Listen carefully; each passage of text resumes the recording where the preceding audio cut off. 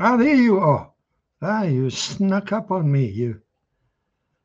I'm glad you could make it.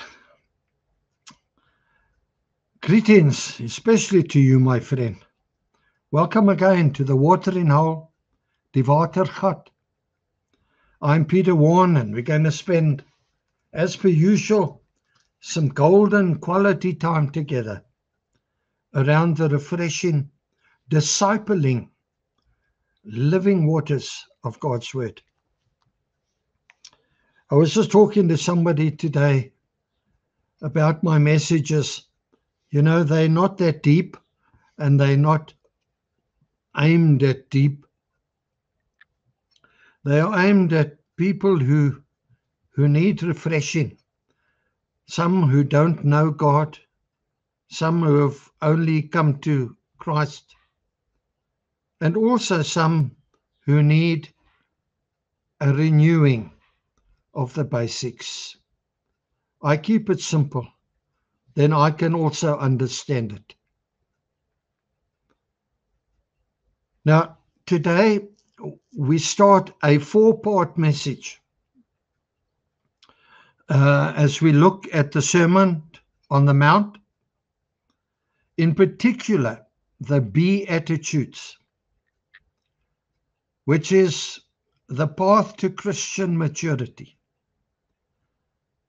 And you find it in Matthew 5 from verse 3 to 12. Today, part 1. Before we get going with our content, let's just start the right way in a word of prayer. Father, we thank you for the Sermon on the Mount. We thank you for that teaching. We pray, Lord, that as we start to look at the Beatitudes today, the attitudes that you want us to be,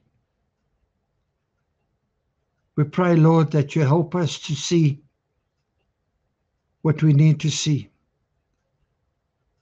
Equip us with what we still need to have.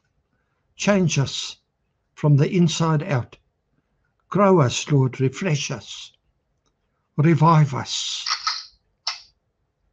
We ask this in Jesus' name, for your name's sake, Father. Amen. So, the title of the series, Jesus, my congratulator. You might think that's a strange title, but the Greek word used in the Beatitudes for the word blessed is the word makarios, which has the actual meaning of congratulations.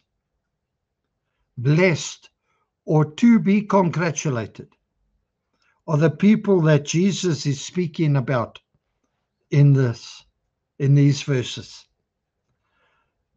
Now, in this world, the congratulations come to people whose success is in gaining wealth or fame, and it impresses others. But Jesus doesn't send congratulations in the same way. His list of congratulations is very different indeed. And so, right through the series, keep asking yourself, does Jesus congratulate me in this area? So, let's begin. Number 1, blessed are the poor in spirit.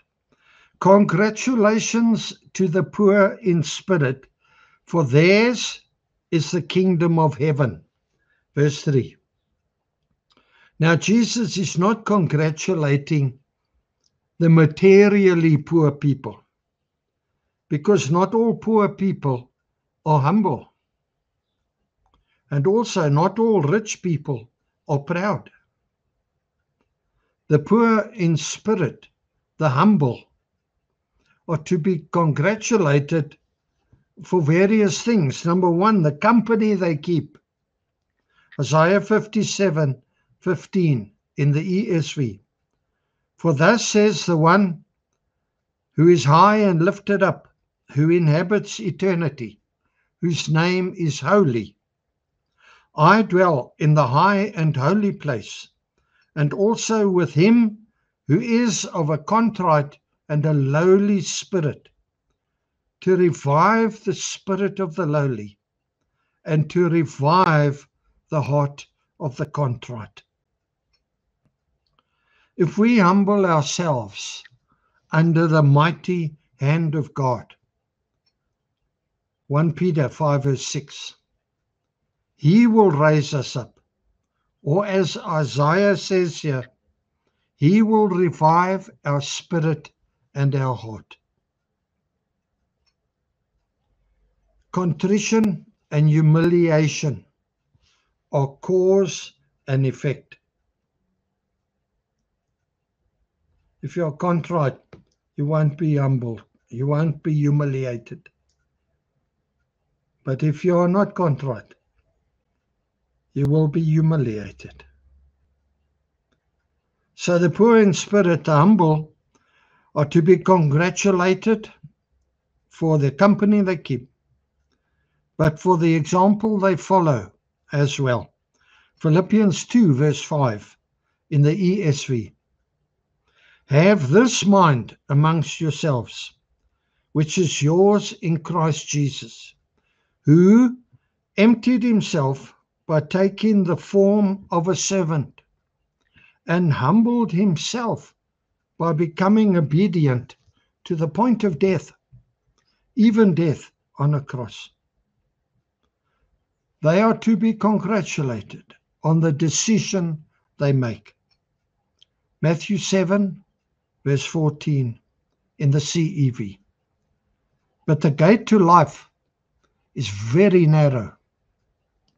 The road that leads there is so hard to follow that only a few people find it. Wow, what a challenge. So, congratulations to the humble. Number 2, in verse 4, congratulations to those who mourn, for they will be comforted. Now, Jesus is not talking here about funerals. He's congratulating those who are sensitive to spiritual need in themselves and in others, and who mourn over it. 2 Corinthians 12, verse 21 in the CEV. Paul speaking. I will feel like crying because many of you have never given up your old sins. You are still doing things that are immoral, indecent, and shameful. James 4, verse 7 in the CEV. James writing, surrender to God, resist the devil, and he will run from you. Come near to God, and he will come near to you. Clean up your lives, you sinners. Purify your hearts, you people who can't make up your mind.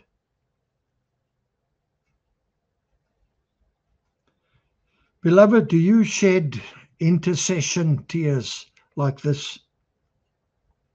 If so, a special comforting awaits you. John 16:20 in the CEV. I tell you for certain that you will cry and be sad, but the world will be happy. You will be sad, but later you will be happy. There's a comfort in awaiting. Maybe not now, maybe not in this life, but it's coming. Number 3, congratulations to the meek, for they will inherit the earth. Verse 5. The meek, not the weak. The word used here, praus,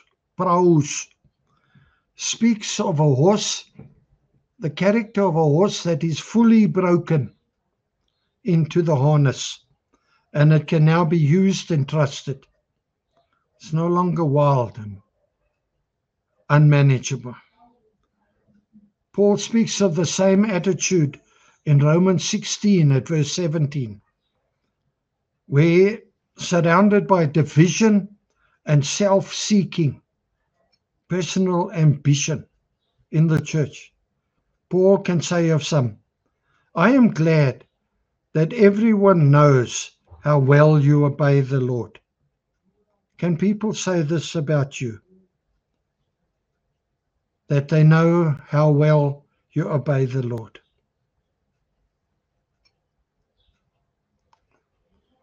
Number 4, in verse 6, congratulations to those who hunger and thirst for righteousness, for they will be filled. Now the Lord is not congratulating the righteous, but rather those who hunger and thirst after righteousness. Many righteous ones fail to hunger and thirst.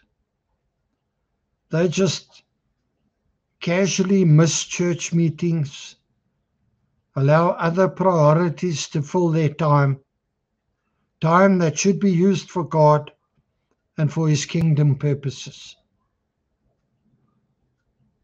Many of us reach a point where we no longer hunger and thirst after righteousness. May God help us to keep Christ absolutely central, to keep the main thing the main thing. In Philippians 3 from verse 7 in the CEV, but Christ has shown me that what I once thought was valuable is worthless. Nothing is as wonderful as knowing Christ Jesus, my Lord. I have given up everything else and counted all as garbage. All I want is Christ and to know that I belong to Him.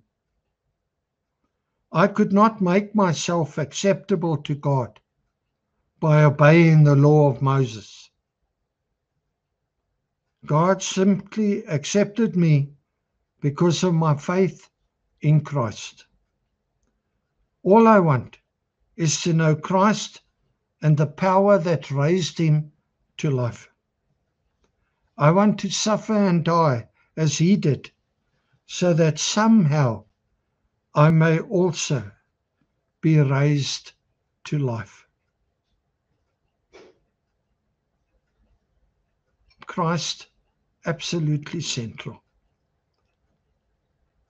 That's all for this part of the message. You see, you were not designed to be defeated by these things.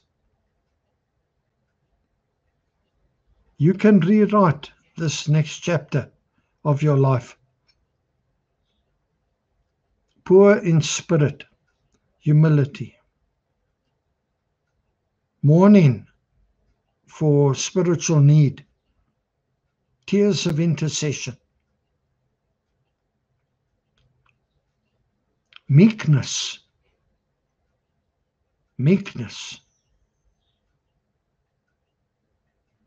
hunger and thirst for righteousness. Or have you settled and got lukewarm?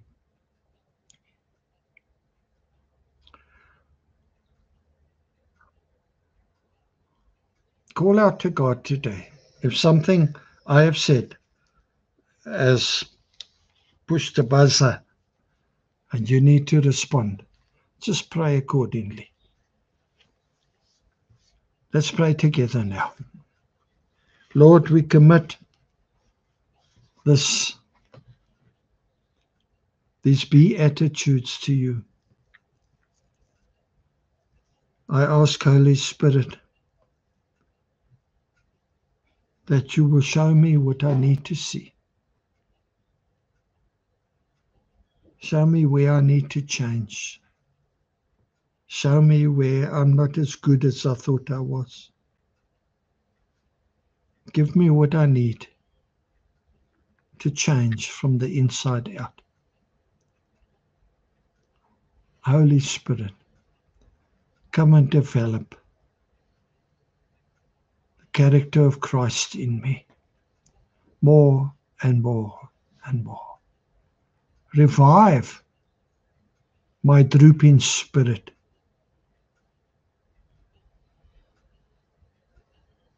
Help me in these areas, Lord. In Jesus' name. Amen. Amen. So, if you don't know Jesus as your Savior, I'm going to urge you, please make a decision today to take this very, very seriously. Heaven is real. Hell is real. If you don't believe me, go and look what's happening in Nigeria to the Christians. Go and have a look what's happening to the people in Gaza under the hand of Hamas. If you don't believe me that there's a devil, do some research. Accepting Christ as your Savior, making right with Father God, has eternal consequences. It's the greatest decision you will ever make. Go and see a pastor or a Christian friend. Ask your questions. God will give you your answers. Get saved. I encourage you. Amen. Well, that's a lot and all I got for this part of the message. Next message, part 2, we'll deal with some more of the attitudes that God calls us to be, the Beatitudes. But for now, this is all I got with love for me to you. Thank you for spending this time with me at the Watering Hole. Until we meet again, be blessed. If you haven't subscribed, do it. Add a like, put a comment. Do what you feel. Maybe pass this message to somebody who needs to hear it. Maybe listen to it again. Make note of these things. And check yourself out. Not against Jesus, because you will lose. But check yourself out against the you that you can be. Amen.